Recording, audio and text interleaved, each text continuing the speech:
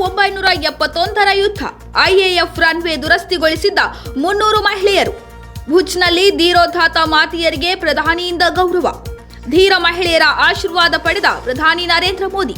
1971ರ ಭಾರತ ಪಾಕ್ ಯುದ್ಧ ಸಂದರ್ಭ ಪಾಕ್ನ ಬಾಂಬ್ ದಾಳಿಯಿಂದ ತೀರಾ ಹಾನಿಗೀಡಾಗಿದ್ದ ಭಾರತೀಯ ವಾಯುಪಡೆಯ ರನ್ವೇಯನ್ನು ಬರೀ 72 ಗಂಟೆಯೊಳಗೆ ದುರಸ್ತಿ ಮಾಡಿ ಮರುನಿರ್ಮಿಸುವ ಮೂಲಕ ಅಂದಿನ ಯುದ್ಧದಲ್ಲಿ ದೇಶದ ವಿಜಯಕ್ಕೆ ಕೊಡುಗೆ ನೀಡಿದ್ದ ಬರೋಬ್ಬರಿ 300 ಧೀರೋದಾತ್ತ ಮಹಿಳೆಯರ ಪೈಕಿ 21 ಮಾತೆಯರನ್ನ ಗುಜರಾತ್ನ ಭುಜ್ನಲ್ಲಿ ನಡೆದ ಸಮಾರಂಭದಲ್ಲಿ ಪ್ರಧಾನಿ ನರೇಂದ್ರ ಮೋದಿ ಗೌರವಿಸಿದರು.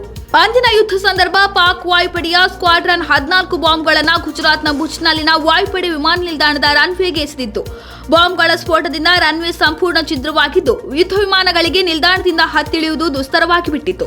ರನ್ವೇಯನ್ನ ತುರ್ತಾಗಿ ಮರುನಿರ್ಮಿಸುವಂತೆ ವಾಯುಪಡೆ, ಗಡಿ ಭದ್ರತಾ ಪಡೆ ನೆರವು ಕೋರಿತ್ತು. ಆದರೆ ಸಮಯದ ಕೊರತೆ ಮತ್ತು ಕಾರ್ಮಿಕರ ಕೊರತೆ ಕಾರಣ ಬಿಎಸ್ಎಫ್ಗೆ ರನ್ವೇ ದುರಸ್ತಿ ಅಸಾಧ್ಯವಾಗಿತ್ತು. ಈ ಕಾರಣದಿಂದ ವಾಯುಪಡೆ ಕಂಗಾಲಾದ ವಿಚಾರ ತಿಳಿದ ಭುಜ್ಗೆ ಆಸುಪಾಸಿನ ಗ್ರಾಮಗಳ ಸುಮಾರು 300ಕ್ಕೂ ಅಧಿಕ ಮಹಿಳೆಯರು ವಿಮಾನ ನಿಲ್ದಾಣಕ್ಕೆ ಧಾವಿಸಿ ಬಂದವರೇ ರನ್ವೇ ದುರಸ್ತಿಗೆ ತೊಡಗಿದರು. ಸವಾಲಿನ ಕೆಲಸವಾದರೂ ಸತತ ಪರಿಶ್ರಮಿಸಿ 3 ದಿನಗಳಲ್ಲಿ ರನ್ವೇಯನ್ನ ಪುನರ್ನಿರ್ಮಿಸಿ ಬಿಟ್ಟರು. ಭಾರತೀಯ ವಾಯುಪಡೆಯ ಯುದ್ಧ ವಿಮಾನಗಳ ಓಡಾಟ ಸಲೀಸಾಯ್ತಲ್ಲದೆ ಯುದ್ಧದಲ್ಲಿ ಭಾರತಕ್ಕೆ ವಿಜಯ ಕೂಡ ದೊರೆಯಿತು.